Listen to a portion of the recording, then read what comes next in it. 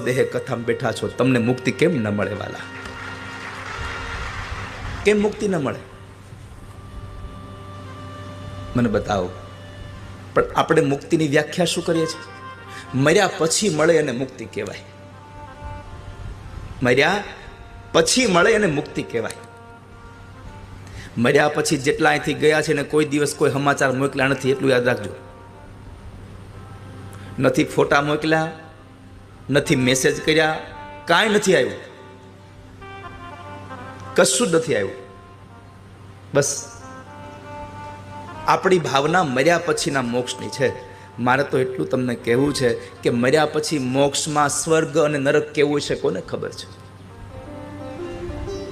ઉપર ગયા પછી સ્વર્ગ અને નરકની વ્યાખ્યા છે, પણ કેવું હોય કોને ખબર છે?